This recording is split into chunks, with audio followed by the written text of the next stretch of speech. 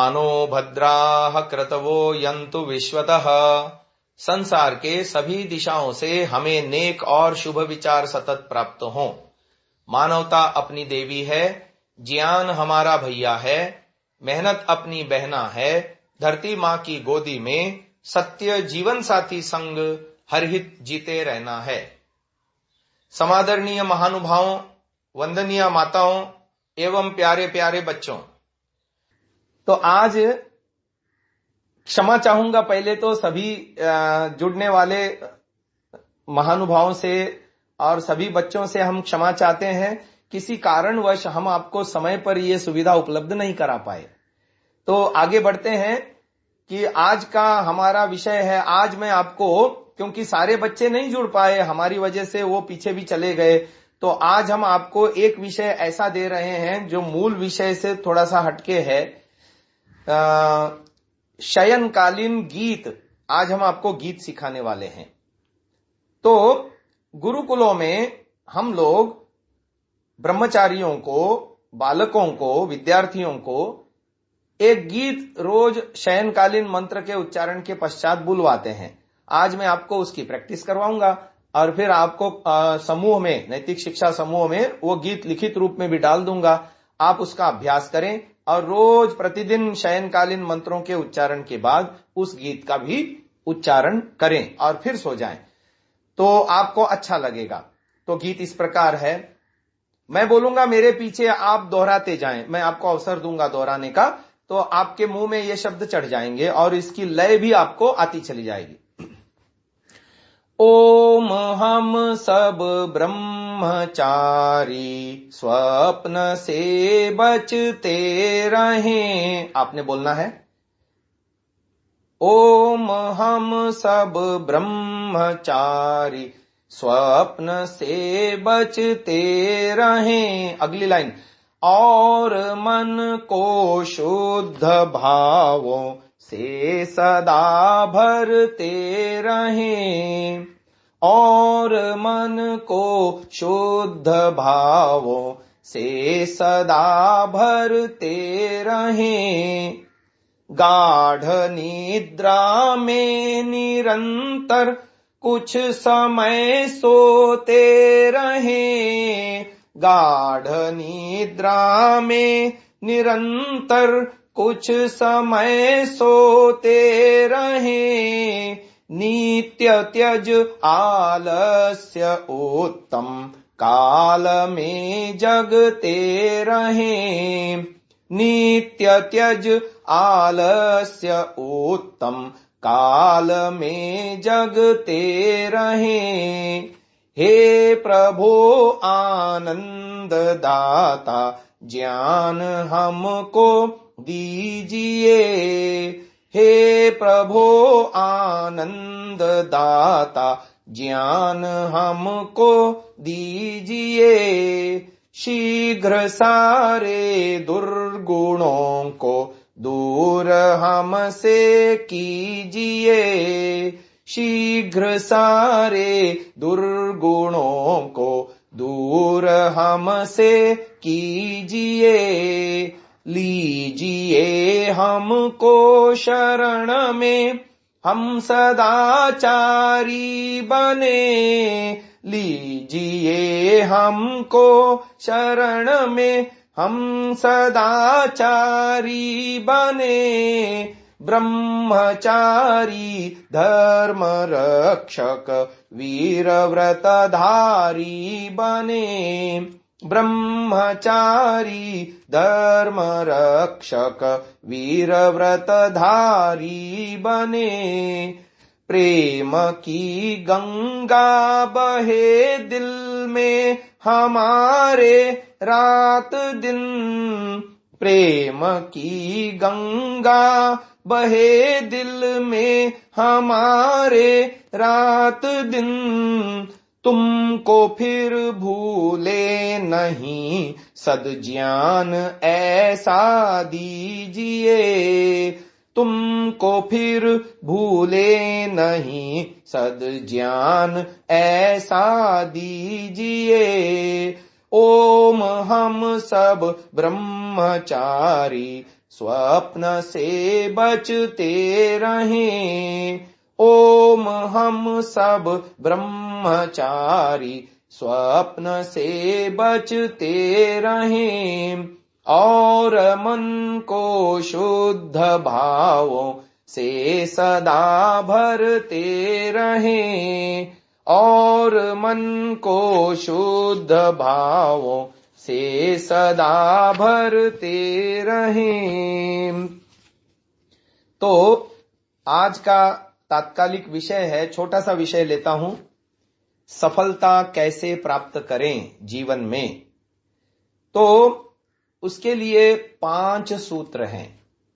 पहला सूत्र है सफलता प्राप्ति का, हमारे अंदर जिस भी वस्तु को, जिस भी लक्ष्य को, जिस भी गोल को हम प्राप्त करना चाहते हैं, उसके लिए मन में तीव्र इच्छा होनी चाहिए। क्योंकि कभी भी कोई भी काम हम करते हैं तो बिना इच्छा के नहीं करते। मनुस्मृति में श्लोक आया है, अकामस्य क्रिया काचित दृश्यते नेह करहिचित यद्यद्धि कुरुते किंचित तत्तत् कामस्य चेष्टितम्। बिना कामना के कोई भी वस्तु, कोई भी काम हम नहीं करते। हमारे मन में पहले इच्छा उत्पन्न होती है और फिर तब हम उस कार्य को करने में प्रवृत्त होते हैं।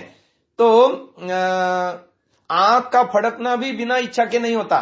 तो ये आंख का फड़कना दिन में कितनी बार करते हैं हमको पता भी नहीं होता, पर उसके पीछे भी हमारी इच्छा काम करती है जो हमको पकड़ में नहीं आती। अस्तु, तो जिस भी लक्ष्य को हम प्राप्त करना चाहते हैं, कोई भी लक्ष्य बना लो, हम कोई भी लक्ष्य बना सकते हैं कि मुझे ये परीक्षा पास करनी है, मुझे इतनी विद्या प्राप्त करनी है, मुझे इतना धन कमाना है, मुझे बिजनेस में ये सफलता प्राप्त करनी है, या सबसे ऊंचा लक्ष्य मुझे ईश्वर प्राप्त करना है, या मुझे मोक्ष में जाना है।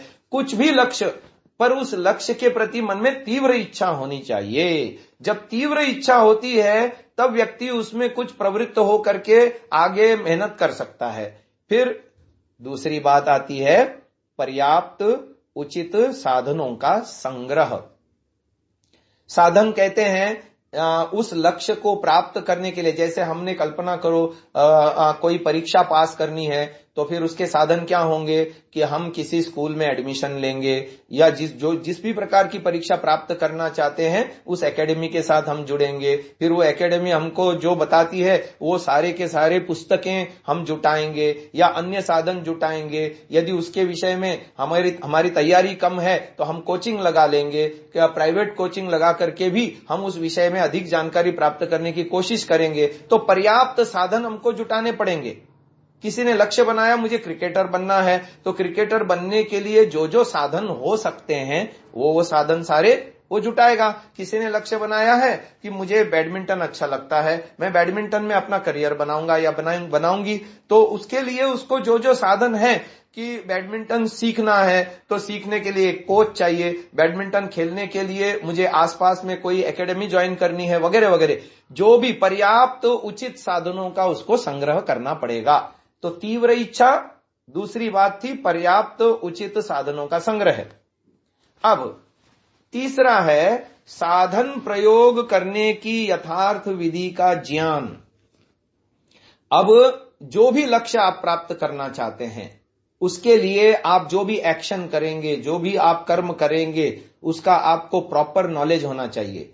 क्योंकि यदि आपका नॉलेज ठीक है तो आप काम ठीक से करोगे, साधनों का सदुपयोग करोगे और अधिकतम उससे आपको आउटपुट मिलेगी, आपको उससे अधिकतम उपलब्धि मिल पाएगी। परंतु यदि उचित विधि का आपको नॉलेज ना हो, वो कर्म कैसे करना है, जिस लक्ष्य को आपने तय किया है उसको कैसे हासिल करना है, उसके लिए यदि उस विधि का आपको नॉलेज नहीं हो तो आप ठीक से कर्म नहीं कर पाओगे। इसलिए साधन के प्रयोग की यथार्थ विधि आपको आनी चाहिए। चौथी बात आती है निरंतर पुरुषार्थ। पुरुषार्थ माने एफर्ट्स, लगातार मेहनत करना है। अब एक व्यक्ति ने सोचा कि मेरे को एथलीट बनना है और ओलंपिक तक जाना है। लक्ष्य तो उसने बहुत अच्छा ऊंचा बनाया, लेकिन एक दिन दौड़ेगा, दूसरे दिन नहीं दौड़ेगा, फिर 2 दिन दौड़ेगा, फिर 1 आध दिन स्किप करेगा, फिर 1 दिन दौड़ेगा, फिर हफ्ता भर स्किप करेगा। ऐसे नहीं चलता। वो अपने लोकल लेवल में भी क्वालिफाई नहीं कर पाएगा, क्योंकि एथलीट बनने के लिए सालों तक वह खिलाड़ी दौड़ता है। और कैसे दौड़ता है? प्रतिदिन दौड़ता है, सुबह दौड़ता है, शाम को दौड़ता है, चाहे आंधी तूफान कैसा भी मौसम हो, वो अपना अभ्यास प्रतिदिन जारी रखता है। तब कहीं जाकर के वो स्टेट लेवल पे क्वालिफाई कर पाता है। स्टेट लेवल पे क्वालिफाई मतलब स्टेट लेवल में उसके साथ अन्य दौड़ने वाले सभी खिलाड़ियों को पछाड़ करके तब ना वो आगे चला जाएगा, नेशनल लेवल पे आएगा। नेशनल लेवल पे फिर जितने स्टेट में से आएंगे सब विद्यार्थियों को, सब खिलाड़ियों को पछाड़ने के लिए उसको फिर लगातार मेहनत करनी पड़ेगी, तब जाकर के वो क्वालिफाई होगा ओलंपिक के लिए। तो बात यहां पर आई कि तीव्र इच्छा होनी चाहिए, पर्याप्त तो उचित साधनों का संग्रह करना चाहिए। तीसरी बात आई कि उस क्रिया को करने के लिए यथार्थ विधि का नॉलेज हमको होना चाहिए। फिर चौथी बात आई कि निरंतर पुरुषार्थ करना चाहिए। अब जब व्यक्ति पुरुषार्थ करता है ना, तो पांचवी बात आती है बाधाएं, रुकावटें, परेशानियां, संकट, मुसीबत। कोई ना कोई कारण ऐसा होता है कि हमारी प्रगति में रुकावट आ ही जाती है। कभी कुछ, कभी पहले से सोची हुई होती है रुकावटें, और पहले आकस्मिक रुकावटें भी आती हैं मार्ग में। और उन बाधकों को, उन रुकावटों को सहने के लिए तपस्या करनी पड़ती है। ऋषियों ने कहा तपो द्वंद्व सहनम। जीवन में जो अप एंड डाउन आते हैं, जीवन में जो हर्डल्स आते हैं, रुकावटें आती हैं, बाधाएं आती हैं, उनको सहन करना तप है। तपो द्वंद्व सहनम। द्वंद्व किसे कहते हैं? पेयर, है ना। पेयर किस बात का? जैसे सुख दुख, हानि लाभ, मान अपमान, भूख प्यास, ये आपसी पेयर हैं, द्वंद्व हैं। और ऋषियों ने तप किसे कहा? तपो द्वंद्व सहनम। द्वंद्वों को सहन करना। मार्ग में जो बाधाएं आएंगी, रुकावटें आएंगी, परेशानियां आएंगी और असुविधाएं होंगी या कुछ भी संकट आएगा, उससे घबराना नहीं, उसको सहन करना और तपस्या करना, यही तो तपस्या है। ठीक है ना। तो व्यक्ति को मार्ग में आने वाली रुकावटों से घबराना नहीं चाहिए, लगे रहना चाहिए अपने काम में और उन संकटों को, बाधाओं को सहना चाहिए और सह करके भी अपने काम को जारी रखना चाहिए। तब कहीं जाकर के व्यक्ति सफल होता है। प्राचीन काल में एक इंद्र नामक व्यक्ति हुआ, उसका एक बेटा था रोहित, या शिष्य था ऐसा समझो। इंद्र नाम का कोई गुरुजी था और उसका शिष्य था रोहित, या यूं समझो इंद्र नाम का कोई पिता था और उसका बेटा था रोहित। तो इंद्र ने अपने बेटे रोहित को पुरुषार्थ करने के लिए जो उपदेश दिया वो हमारे शास्त्रों में लिखा हुआ है, और वो चरैवेति नामक सूक्त के माध्यम से प्रसिद्ध है। वो मैं बच्चों आज आपको सुना रहा हूं।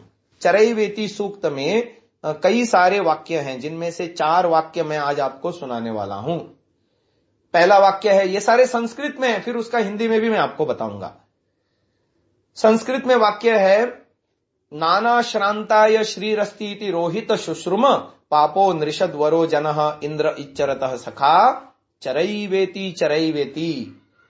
इस संस्कृत वाक्य का अर्थ है, चरैवेति चरैवेति शब्द का पहले अर्थ बताता हूं। चरैवेति चरैवेति का अर्थ है बढ़े चलो, चलते रहो, बढ़े चलो, चलते रहो, रुको नहीं, झुको नहीं, सो नहीं, गिरो नहीं, बढ़े चलो, चलते रहो, बढ़े चलो, चलते रहो।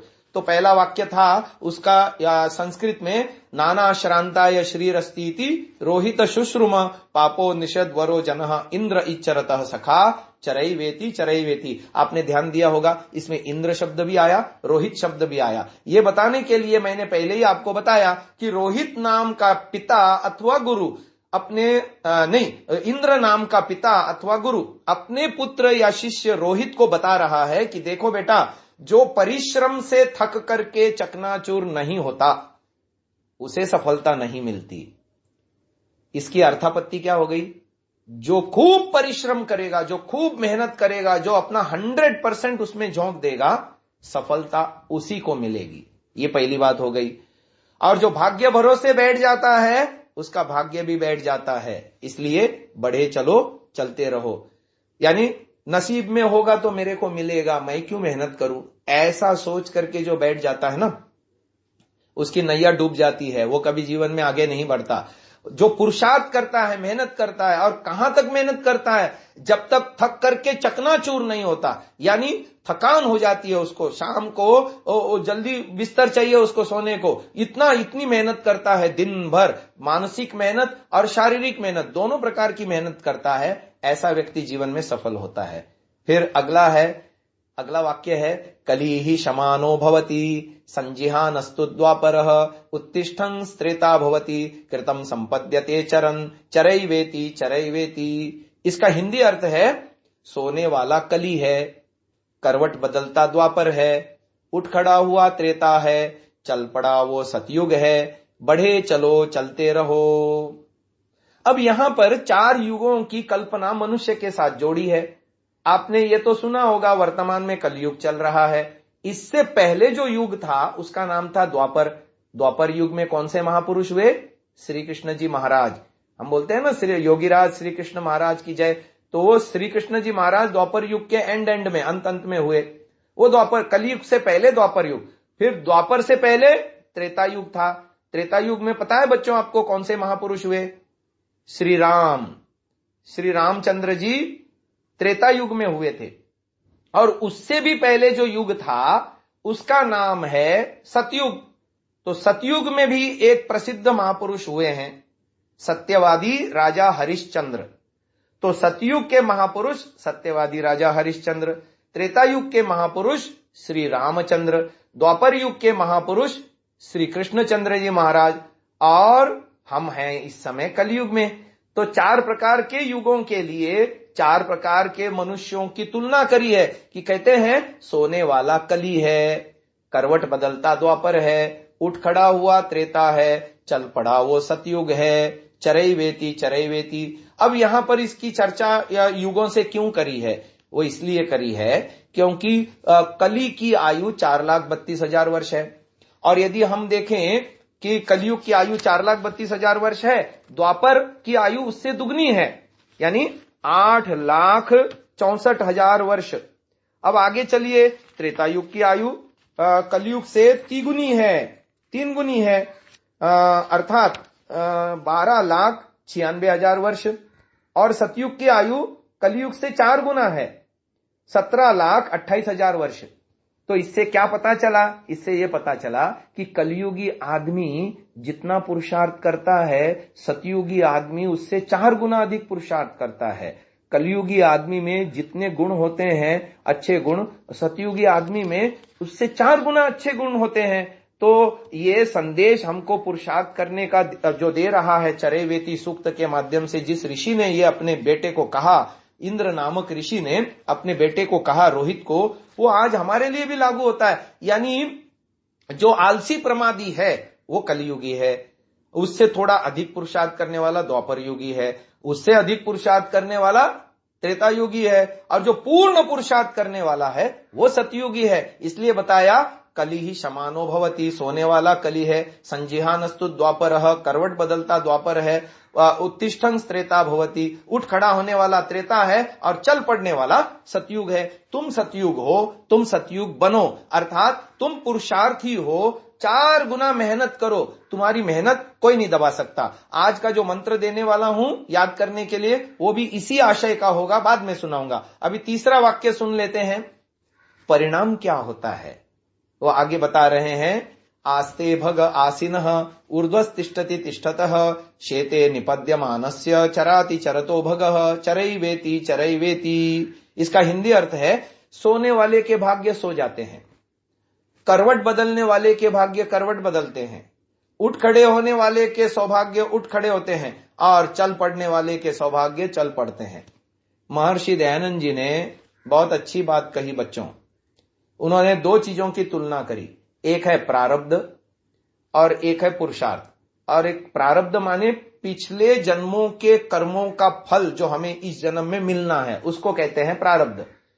वो संचित कर्म जिसका फल हमें इस जन्म में मिलने वाला है उसको कहते हैं प्रारब्ध, जिसको हम कहते हैं ना नसीब या लक, है ना, गुड लक। हम किसी को गुड लक कहते हैं, तो नसीब या लक जो होता है वो है प्रारब्ध, उसको संस्कृत में प्रारब्ध कहते हैं। और पुरुषार्थ जो हम इस जन्म में करेंगे, एक तो पिछले जन्मों के कारण हमको अच्छे माता पिता मिले, अच्छे धन वाले माता पिता मिले, बुद्धिमान माता पिता मिले, अच्छे घर में जन्म मिला, वो हमारा प्रारब्ध था। लेकिन अभी पुरुषार्थ, अभी हम जो अपने जीवन में आगे बढ़ने के लिए करते हैं वो है पुरुषार्थ, मेहनत। तो ऋषि दयानंद ने प्रश्न पूछा, प्रारब्ध बड़ा है या पुरुषार्थ?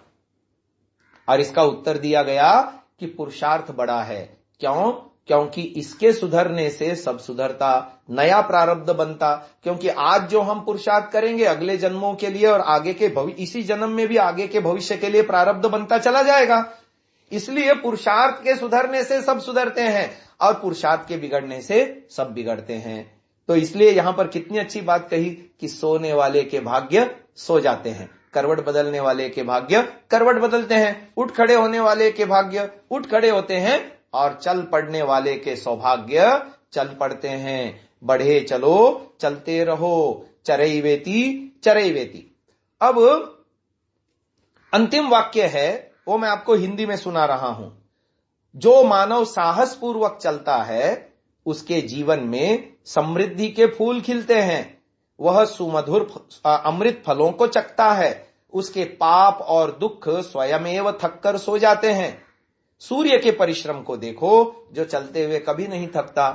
तुम भी बढ़े चलो चलते रहो, है ना। तो पुरुषार्थ करना चाहिए व्यक्ति को कि चलने वाले के पाप और दुख थककर सो जाते हैं। पाप और दुख उसे नहीं सताते जो हमेशा पुरुषार्थ करता है और धर्म से पुरुषार्थ करता है। पाप और दुख किसे सताते हैं? आपने एक कहावत सुनी होगी, नहीं सुनी तो मुझसे सुनो। खाली मन शैतान का घर। यानी जो निकम्मा आलसी बैठा रहता है, बुरी बुरी बातें उसको आके घेरती हैं, उसके जीवन में बुराई प्रवेश कर जाती है। लेकिन जो सतत पुरुषार्थी है, मेहनत करता है, अच्छे कामों में लगा रहता है, पढ़ाई में लगा रहता है, खेल में लगा रहता है, माता पिता की सेवा में लगा रहता है और अन्य किसी काम में लगा रहता है, अपने आप को दिन भर व्यस्त रखता है, उसके जीवन में पाप प्रवेश नहीं करते। और पाप का ही फल दुख होता है। पाप करेगा, उल्टे काम करेगा, अधर्म करेगा, तभी तो ना फल रूप में दुख मिलेगा हमको। तो जब पाप ही नहीं करेगा, उसके लिए उसके पास समय ही नहीं है, तो फिर उसको दुख कहां से होगा? उसको दुख रूप फल भी नहीं मिलेगा। इसलिए कहा उस वाक्य में कि चलते रहने वाले के पाप और दुख थककर सो जाते हैं। और वहां पर उदाहरण दिया गया सूर्य का कि सूर्य को देखो जो चलते हुए कभी नहीं थकता, तुम भी उसके समान बनो और चलते रहो, बढ़े चलो चरैवेति चरैवेति। चलो, तो ये पुरुषार्थ की बातें और सफलता के 4-5 सूत्र मैंने आज आपको बताए। 5 सूत्र थे सफलता प्राप्ति के लिए। तीव्र इच्छा, दूसरा है पर्याप्त तो उचित साधनों का संग्रह, तीसरा है साधन प्रयोग की यथार्थ विधि का ज्ञान, चौथा है निरंतर पुरुषार्थ और पांचवा है बाधाएं जब आती हैं, जब हम चलते हैं, बाधाएं जब आती हैं तो उन बाधाओं को सहने के लिए तपस्या। बाधाओं को सहने का नाम ही तप है। तो घोर तपस्या करने पर व्यक्ति सफल होता है। और चरैवेति सूक्त की बात मैंने बताई। अब एक वेद मंत्र आपको सुनाते हैं आज वाला, उसको आपने कंठस्थ करना है और 1 हफ्ते तक कंठस्थ करना है और मुझे सुनाना है। तो मंत्र इस प्रकार है, मैं बोलता हूं, मेरे पीछे बोलिए। ओम स्वयं वाजिंस्तन्वम कल्पयस्व स्वयं वाजिंस्तन्वम कल्पयस्व वाजिंस्तन्वम कल्पयस्व स्वयं यजस्व स्वयं जुषस्व स्वयं जुषस्व। हाँ, जू के बाद जो श है वो मूर्धन्य श है, यानी प लिख करके बीच में जो डंडी लगाते हैं वो वाला श है। स्वयं जुषस्व। आगे है महिमाते अन्नेन न सन्नशे अन्येन न सन्नशे। फिर से एक बार बोलते हैं, स्वयं वाजिंस्तन्वं कल्पयस्व।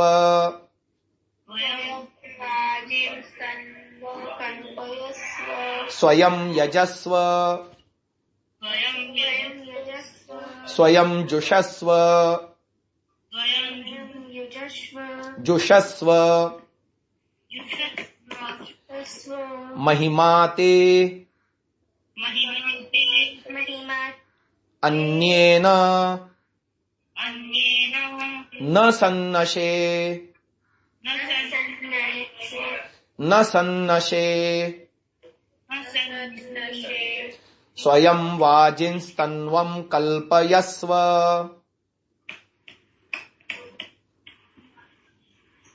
स्वयं यजस्व, स्वयं जुषस्व, जुषस्व महिमाते अन्येन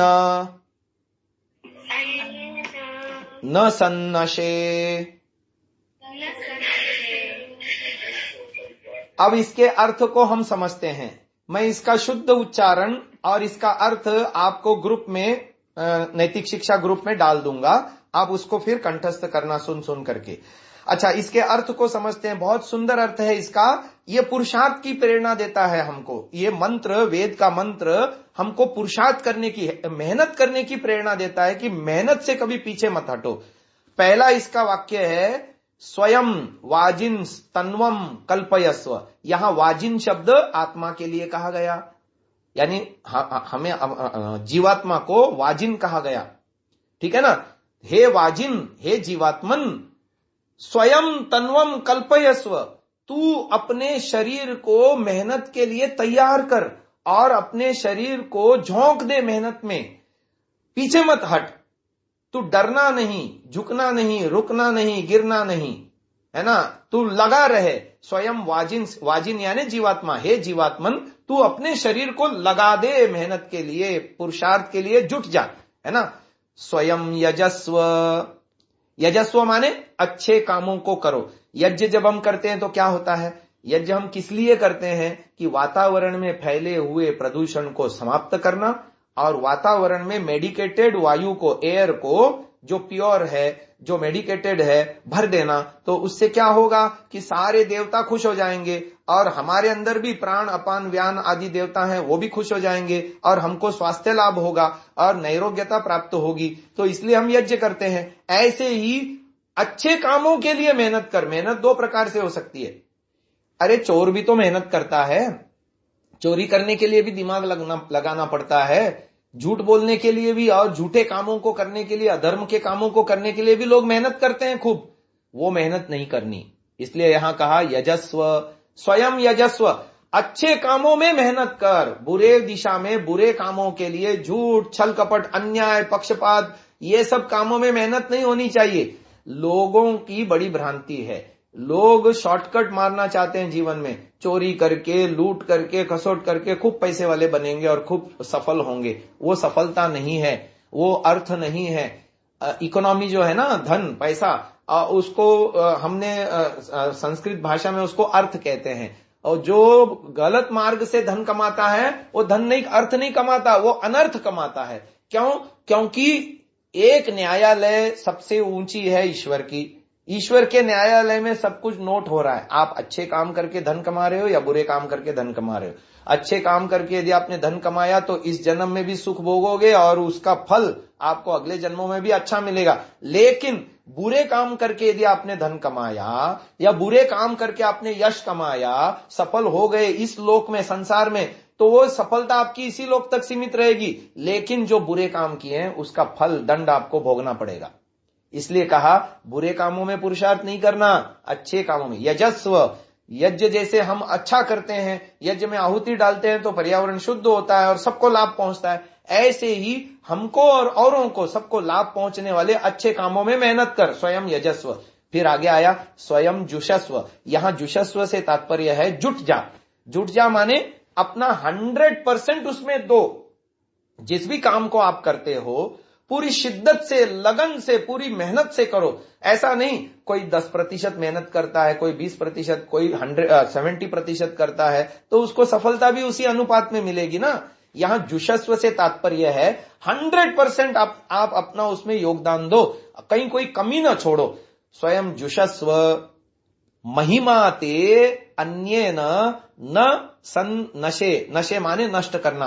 तेरी महिमा को कोई नष्ट नहीं कर सकता, तेरी महिमा को कोई दबा नहीं सकता, तुझे उपलब्धियों से कोई वंचित नहीं रख सकता। जो आदमी अपने आप से, अपने दिल से खूब मेहनत करता है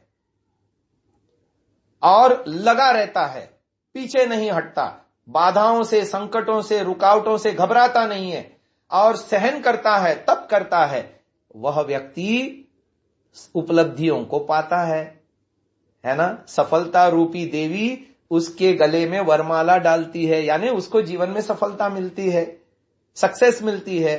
तो आज का ये मंत्र है, स्वयं वाजिंस्तन्वं कल्पयस्व, स्वयं यजस्व, स्वयं जुषस्व, महिमा ते अन्येन न सन्नशे।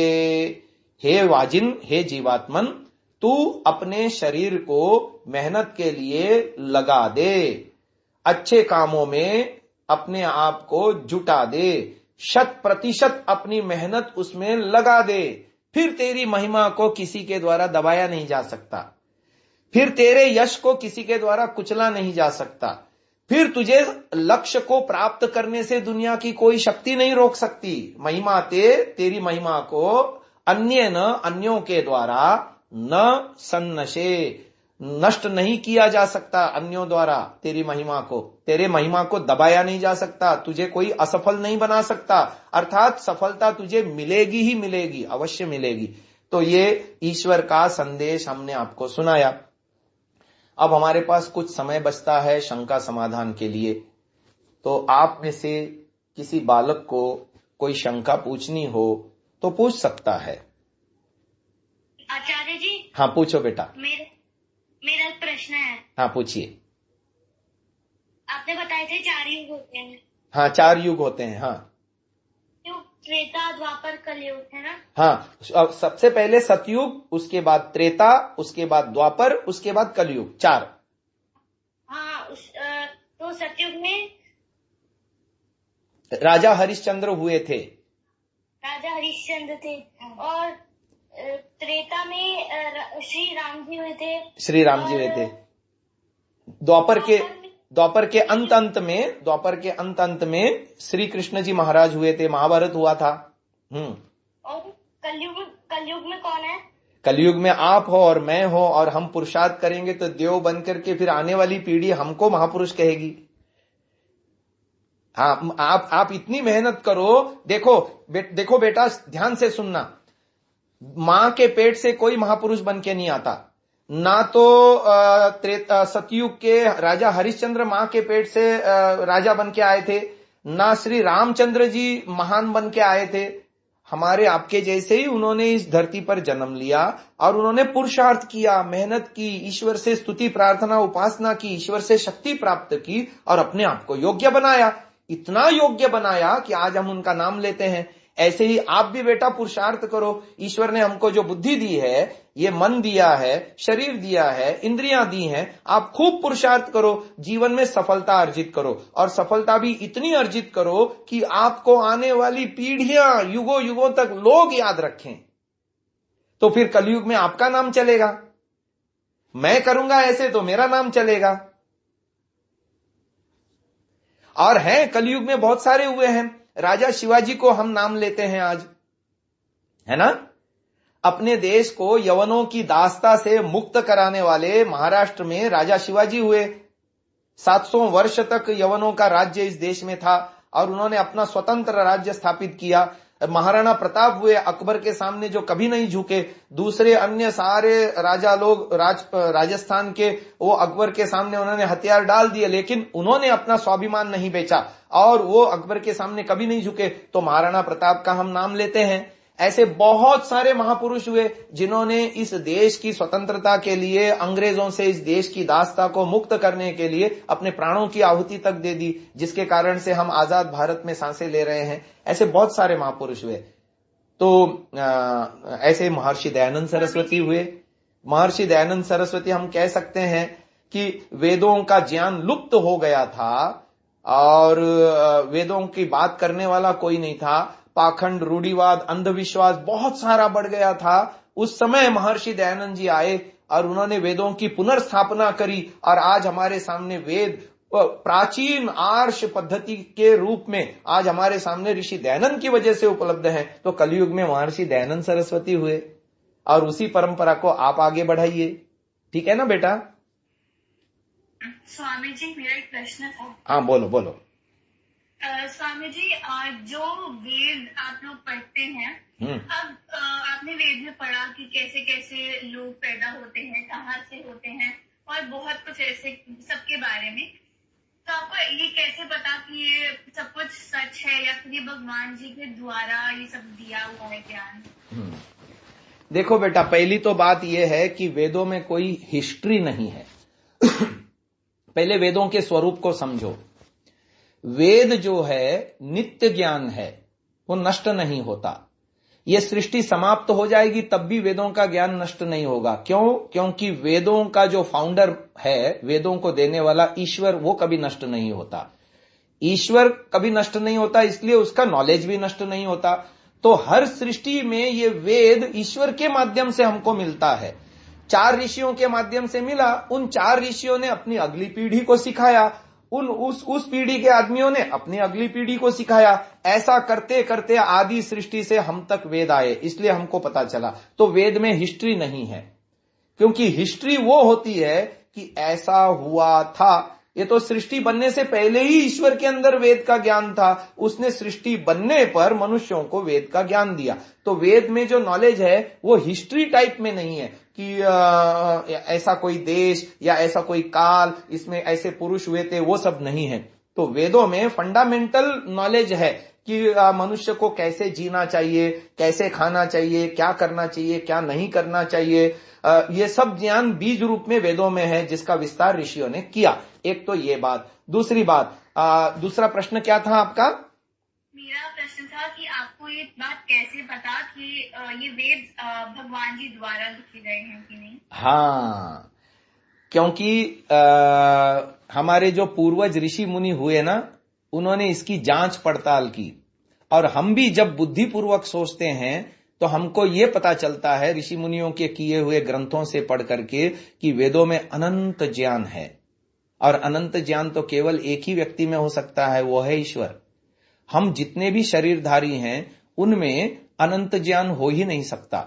हम कितना भी नॉलेज प्राप्त करें, हमारी एक सीमा आ जाती है, लिमिट आ जाती है। परंतु वेदों को पढ़ने से यह पता चलता है बेटा कि उसमें अनंत ज्ञान है। जितना जितना पढ़ते जाते हैं ज्ञान बढ़ता ही जाता है और उसकी कोई सीमा नहीं है, लिमिट्स नहीं है। और वेदों में हर प्रकार का ज्ञान है। तो हर प्रकार का ज्ञान देने वाला व्यक्ति ईश्वर ही हो सकता है ना, दूसरा कोई हो नहीं सकता। ये तर्क से हम जानते हैं और ऋषि मुनियों ने भी हमको बताया। जैसे हम आज न्यूटन के नियम पढ़ते हैं, हमने न्यूटन के नियम खुद नहीं खोज निकाले, परंतु न्यूटन ने जो खोज निकाला या आइंस्टीन ने जो खोज निकाला या अन्य किसी वैज्ञानिक ने खोज निकाला, हमने उसके लिए मेहनत नहीं करी। हमने उसकी उस थ्योरी को पढ़ा और जान लिया, उसके नाम से हम उसको बोलते हैं। ऐसे ही ईश्वर ने स्वयं हम मनुष्यों को ये ज्ञान दिया और कहा कि ये ज्ञान मैं आपको दे रहा हूं। फिर ऋषि मुनियों ने उस ज्ञान की जांच पड़ताल की और उसको सत्य पाया कि हाँ, वेद में अनंत ज्ञान है, बहुत ज्यादा ज्ञान है। इतना ज्ञान कोई एक आदमी, एक लिमिटेड आदमी के पास हो नहीं सकता। तो वेदों को पढ़ने से ऐसा ही प्रतीत होता है बेटा। और ऋषि मुनियों की साक्षी है हमारे पास, जितने भी ऋषि मुनि पूर्व में हुए हैं। जैसे आज हम साइंस के विषय में खोजों के लिए जो हमारे पूर्ववर्ती साइंटिस्ट हुए हैं उनके ऊपर विश्वास करते हैं, ऐसे ही वेदों के लिए हमको अपने पूर्ववर्ती ऋषि मुनियों को विश्वास करना पड़ता है, ट्रस्ट करना पड़ता है। और सबसे बड़ा ट्रस्ट तो बेटा ईश्वर है। मैं आपको बताऊं, ईश्वर इस समय हमारे हृदय में बैठे हैं और यदि हम अपने मन को स्वच्छ करेंगे, निर्मल करेंगे, पवित्र करेंगे तो अपने अंदर भी वो वेदों का ज्ञान देता है। ये तो करने की बात है। अब देखो, व्यवहार में हम झूठ बोलते हैं, छल कपट करते हैं, अन्याय करते हैं, इससे हमारा अंतःकरण मैला होता है, गंदा होता है। हम वो उल्टे काम करते हैं, बड़ों का कहना नहीं मानते हैं, अपने जीवन में दिनचर्या का पालन नहीं करते, खान पान में हमारी गड़बड़ियां हैं, तो इससे हमारा अंतःकरण भी मैला होता है। तो मैले अंतःकरण में ईश्वर का दर्शन या ईश्वर का वो वेदों का ज्ञान हमको नहीं मिल सकता। तो इसलिए जब हम पवित्र होंगे अंदर से, शुद्ध ज्ञान, शुद्ध कर्म, शुद्ध उपासनाओं के द्वारा हम अपने अंतःकरण को निर्मल करेंगे ना बेटा, तो हमको भी ईश्वर का ज्ञान मिलता है। जो वेदों में ऋचाओं के रूप में लिखा हुआ है पुस्तकों में, वह ज्ञान हमको अंदर से भी मिलता है, ईश्वर खुद देता है। और जिनको वो मिला, उन ऋषियों ने हमको बताया कि वेद ईश्वरीय ज्ञान है। आप कभी पढ़ेंगे, बड़े होकर के उन पुस्तकों को पढ़ेंगे तो आपको पता चलेगा कि ऋषियों ने हमको बताया कि ये वेदों की परंपरा ईश्वर से आई है। ठीक है जी। मुझे एक लास्ट प्रश्न था। हाँ, मेरा भी पूछो बेटा, पूछो। जैसे तरह तरह के वेद होते हैं, अथर्ववेद, सामवेद, ये 4 वेद होते हैं। तब ये जो वेद है, वेद ये किताब है या फिर मतलब कैसे ये आप क्या है वेद? मतलब वेद है नॉलेज। उस नॉलेज को बाद में किताबों के रूप में लिखा गया। आपको मैं वेदों का एक और नाम बताता हूं। वेदों को श्रुति भी कहते हैं। श्रुति, श्रुति का मतलब है सुनना। पहले के जमाने में बुक्स नहीं थे, जब सृष्टि बनी थी नई नई, तब बुक्स नहीं थे, लेकिन आदमी का इंटेलेक्चुअल लेवल बहुत ऊंचा था बेटा। मनुष्य एक बार सुन करके उसको तुरंत कंठस्थ कर लेता था, उसको दोबारा नहीं सुनना पड़ता था। उसका नॉलेज का लेवल, उसका इंटेलेक्चुअल IQ लेवल उसका बहुत हाई था। तो लंबे समय तक ये वेदों की परंपरा श्रुति रूप में चली। श्रुति का मतलब है आचार्य के द्वारा मुख से बोला जाना, विद्यार्थी के द्वारा कान से सुना जाना और उसको कंठस्थ हो जाना। इतने शार्प माइंडेड थे लोग, एक बार सुन करके मस्तिष्क में छप जाता था। बहुत बुद्धिमान थे, मेधावी थे। तो ये लंबे समय तक ये ऐसी परंपरा चली। जब कालांतर में बुद्धि का ह्रास होने लग गया तो इसकी आवश्यकता हुई कि इसको हम लेखबद्ध करें, लिपिबद्ध करें। तो फिर वो पुस्तकों के रूप में अस्तित्व में आया। लेकिन जब तक पुस्तकों के रूप में अस्तित्व में नहीं आया, इसलिए वेद को श्रुति भी कहते हैं। श्रुति माने वह नॉलेज जो परमात्मा से मनुष्य को मिला वेद रूप में, 4 वेदों के रूप में, वो श्रुति भी उसको कहते हैं। तो पुस्तकें तो बाद में हुई, लेकिन पहले श्रुति रूप में चलता रहा वेद। पीढ़ी दर पीढ़ी आचार्य द्वारा या गुरु द्वारा या पिता द्वारा अपने पुत्र को ऐसे बताया गया और वो सुन सुन करके उसने याद किया। और आज भी अपने देश में ऐसे हजारों ब्राह्मणों के कुल हैं, हजारों होंगे, घर हैं आज भी, जो पिता अपने पुत्रों को वो सिखाता है और पुत्र लोग उसको कंठस्थ करके अगली पीढ़ी को देते हैं। मतलब वेदों को कंठस्थ करने की परंपरा आज भी है। महर्षि दयानंद जी ने भी अपना घर छोड़ने से पहले यजुर्वेद कंठस्थ किया था। वो औदिच्य ब्राह्मण कुल के थे महर्षि दयानंद जी, मूल शंकर नाम था उनका। तो घर में ही रहते हुए उन्होंने यजुर्वेद पूरा कंठस्थ किया था और अध्ययन भी किया था उसका, और फिर उसके बाद उन्होंने घर छोड़ा है वैराग्य आदि को प्राप्त करके। तो ये ब्राह्मण कुल आज भी हैं और उसमें भी कोई 1 वेद को याद करता है, कोई 2 वेद को याद करता है, ऐसी परंपराएं भी हैं। 3 वेद को याद करता है, 4 वेद को याद करने वाले कुल भी हैं। तो 4 वेद को जिन्होंने कंठस्थ किया और अपनी अगली पीढ़ी को दिया उसको चतुर्वेदी बोलते हैं। 3 वेद को जिन्होंने याद किया तो उसको त्रिवेदी बोलते हैं। 2 वेद को याद किया उसे द्विवेदी कहते हैं। ऐसे नाम आज भी चले आ रहे हैं कुलों के। तो ये परंपरा है। और किसी को कुछ पूछना है बेटा? मेरा एक प्रश्न है। हाँ पूछो बेटा। वेद किसने लिखे हैं? हाँ, वेद किसी ने नहीं लिखे, वेद ईश्वर का नॉलेज है।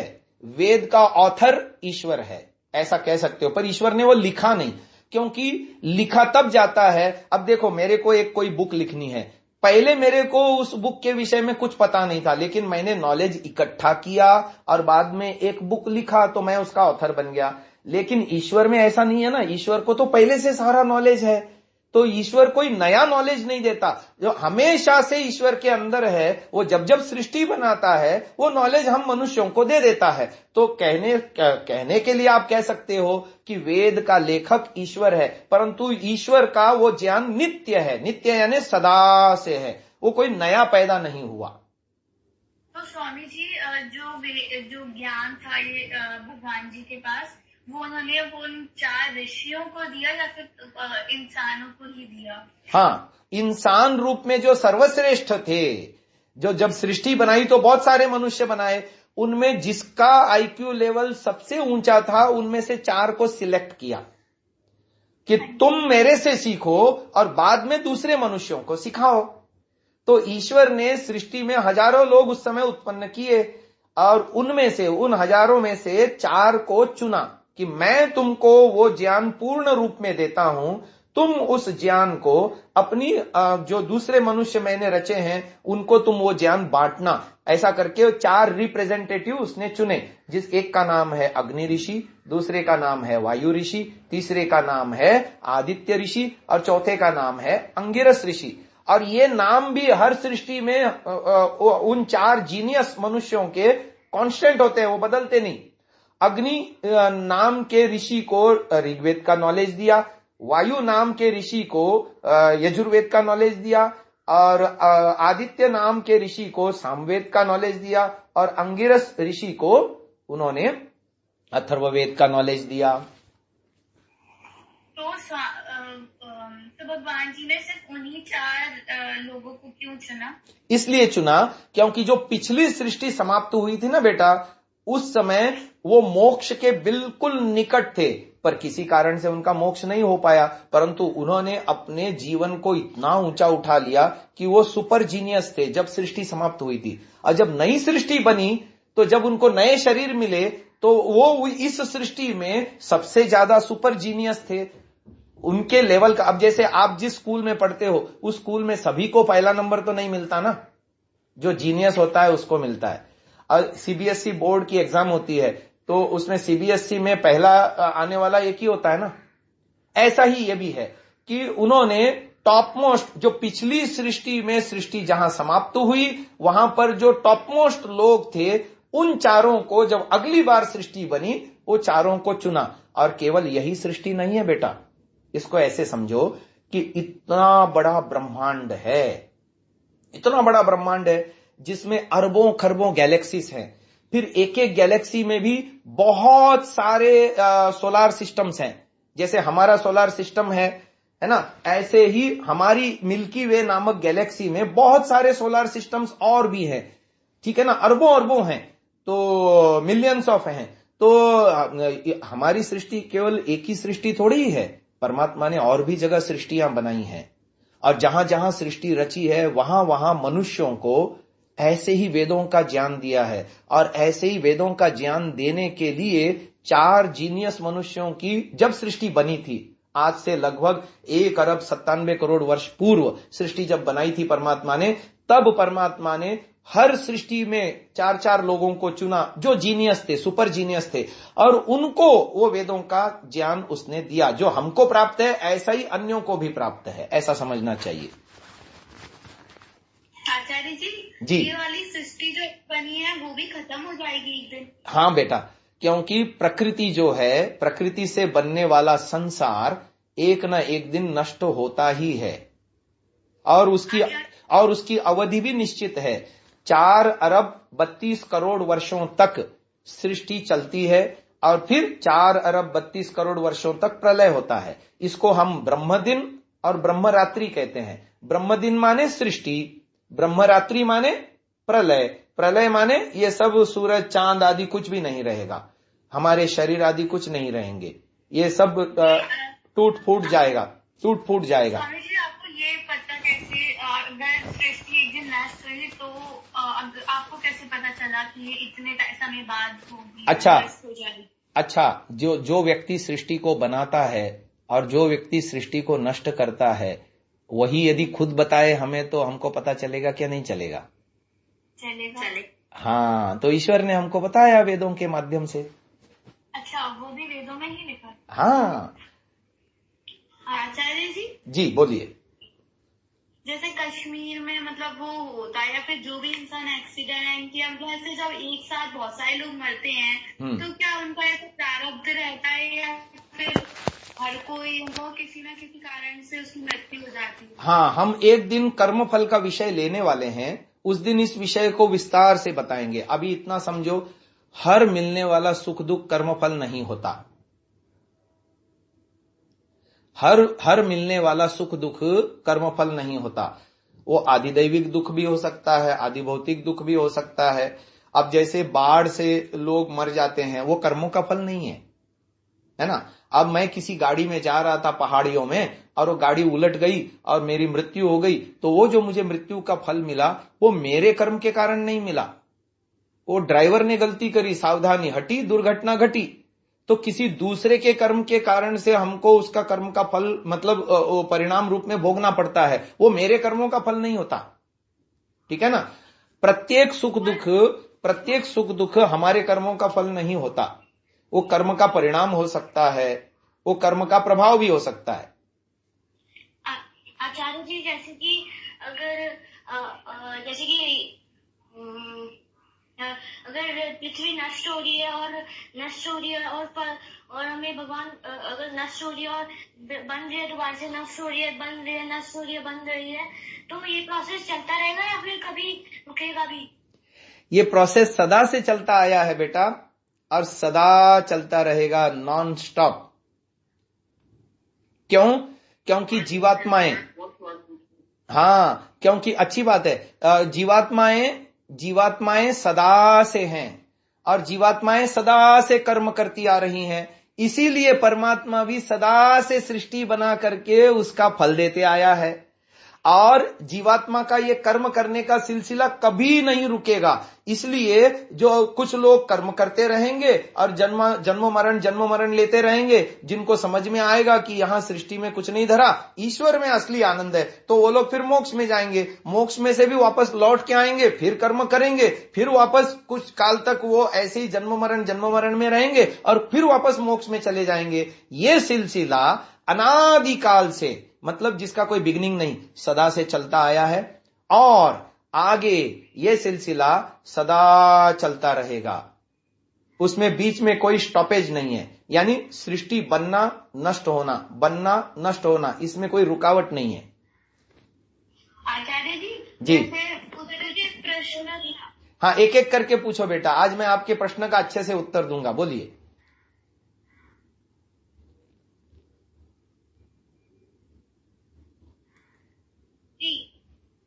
मैं प्रश्न पूछ रही थी कि अगर किसी इंसान ने कुछ अच्छा काम किया और अगर वो मोक्ष में गया तो फिर वो कभी भी मतलब मरने के बाद उसकी आत्मा मोक्ष में गई तो फिर वो कभी भी शरीर धारण नहीं कर पाएगी। हाँ, कुछ संप्रदायों की ऐसी मान्यता है, परंतु तर्क से यह बात ठीक नहीं बैठती। कैसे नहीं बैठती, मैं आपको समझाता हूं। देखो, जीवात्माएं निश्चित है संख्याएं, मतलब जीवात्माएं नई पैदा नहीं होती और जो एग्जिस्टिंग जीवात्माएं हैं वो नष्ट भी नहीं होती। इसका मतलब क्या हुआ, अभी कल्पना करो मेरे पास 100 गोटियां हैं और उसमें घटोत्तरी भी नहीं होती, बढ़ोतरी भी नहीं होती, तो 100 की 100 रहेगी ना। अब यदि मैंने 100 गोटियों में से एक एक गोटी किसी को देना शुरू कर दी, तो एक समय ऐसा आएगा ना कि मेरे पास एक भी गोटी नहीं बचेगी। ऐसे ही यदि जीवात्माएं निश्चित हैं और वो हमेशा के लिए मोक्ष में चली जाती हैं, मोक्ष से वापस कभी नहीं आएंगी, तो ऐसा एक ना एक बिंदु आएगा कि जहां पर सारी जीवात्माएं अच्छे काम करके मोक्ष में चली गई और एक भी जीवात्मा नहीं बची। परंतु ऐसा दिन कभी नहीं आया। अनादिकाल से ये जीवात्माएं कर्म करते आ रहे हैं, मोक्ष में जाते आ रहे हैं, एक निश्चित सीमा के बाद वापस फिर इस दुनिया में आते जा रहे हैं और ये साइकिल चलता रहता है। जी स्वामी जी, मोक्ष कौन चाहता है? मतलब ऐसे तो नहीं हो सकता ना कि कोई पैदा होते ही बिल्कुल परफेक्ट हो और हाँ, मोक्ष वही जाता है जो परफेक्ट होता है और सारे कर्म सही करता है। जी हाँ, तो मोक्ष में कौन जाएगा? हाँ, मोक्ष में बेटा जाने की 2 प्रकार की आवश्यकताएं हैं। पहली आवश्यकता देखो, मैं आज आपको एक प्रिंसिपल बताता हूं, मुख्य सिद्धांत बताता हूं। ये जो जीवात्मा है उसके एक तरफ तो है संसार, दूसरी तरफ तो है ईश्वर। अब जिसको संसार की इच्छा है, भोग भोगने की इच्छा है, संसार में आनंद लेने की इच्छा है, वो तो जन्म मरण लेता रहेगा। और जिसकी जन्म मरण ले ले करके जो थक गया ना, वो क्या सोचेगा, अब मुझे बहुत हो गया, अब मुझे नहीं चाहिए, संसार में जन्म नहीं लेना है। वो उसके दिमाग में आएगा कि मुझे ईश्वर को प्राप्त करना है, तो फिर उसको संसार नहीं चाहिए। वो लोक में ना सम्मान चाहता है, ना धन चाहता है, ना कोई उपलब्धि चाहता है, उसको तो केवल ईश्वर चाहिए। वो व्यक्ति अपने अंतःकरण को निर्मल करने के लिए पुरुषार्थ करेगा। जब तक उसको यह समझ में नहीं आएगा कि एक तरफ मेरे संसार है, दूसरी तरफ मेरे ईश्वर है, और ईश्वर संसार से बढ़िया है, ये बात उसको जब तक समझ में नहीं आएगी, तब तक वो संसार की चाहना करते हुए यही संसार में जन्म मरण लेता रहेगा। और जिस दिन उसको ये विवेक हो जाएगा, अरे ये तो, अभी जैसे मैं आपको एक एग्जांपल देके समझाता हूं। एक बहुत छोटा बच्चा है जिसको रुपए की वैल्यू नहीं पता। अब एक हाथ में आप चॉकलेट रखो और दूसरे हाथ में 2000 रुपए की नोट रखो। इंडिया में 2000 की सबसे बड़ी नोट होती है। तो अभी 2000 की नोट एक हाथ में रखो और दूसरे हाथ में चॉकलेट रखो, बच्चा क्या लेगा? चॉकलेट लेगा। अच्छा, अब वो बच्चा थोड़ा सा समझदार हो गया।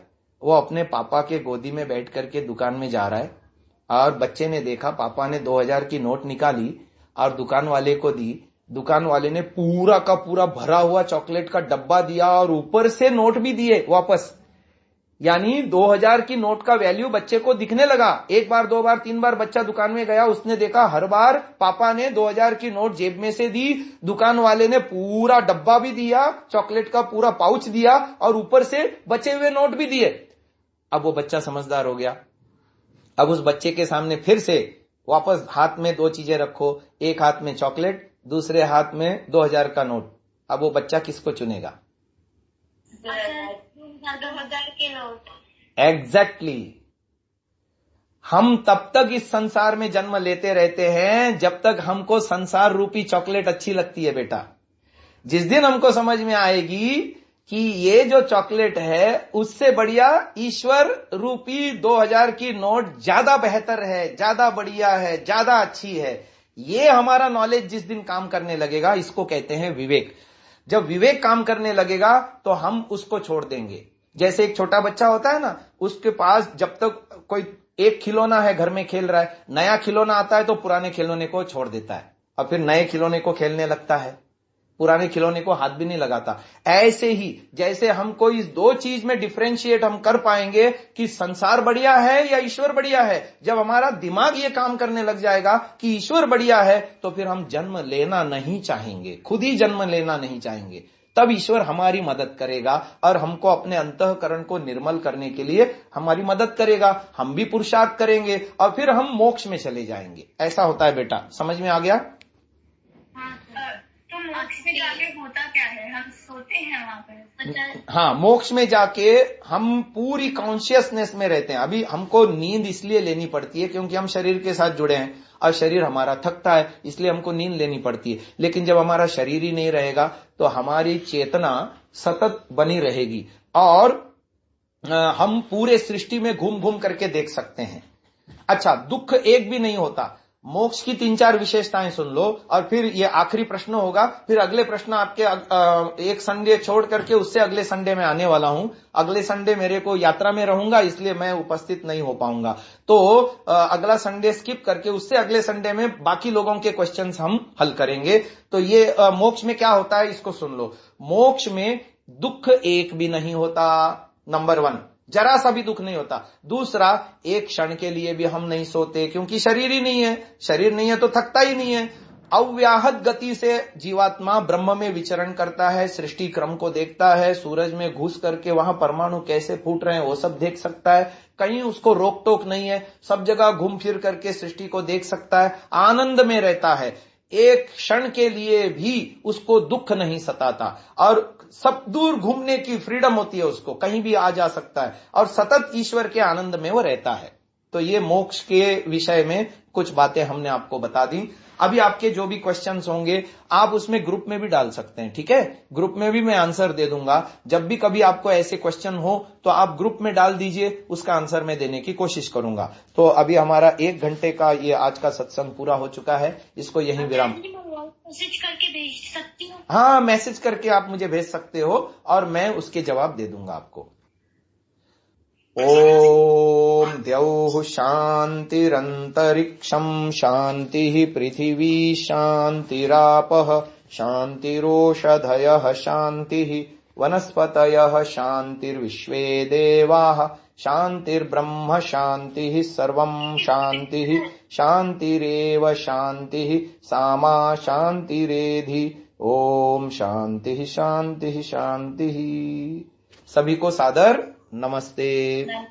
इस वीडियो को पूरा देखने के लिए आप सभी महानुभावों का हार्दिक धन्यवाद करते हुए विनम्र निवेदन है, आज ही गूगल प्ले स्टोर से एंड्रॉयड के लिए सांतसा नामक ऐप को आप डाउनलोड करें।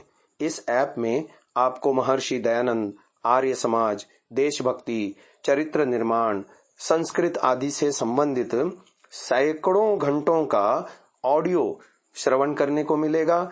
इसके अलावा विभिन्न विषयों पर आलेख, सुविचार, प्रदर्शनी एवं बहुत सारे PDF पुस्तकें भी इस ऐप के माध्यम से आप सुन सकते हैं, देख सकते हैं, लाभ उठा सकते हैं, अन्यों के साथ साझा भी कर सकते हैं। धन्यवाद।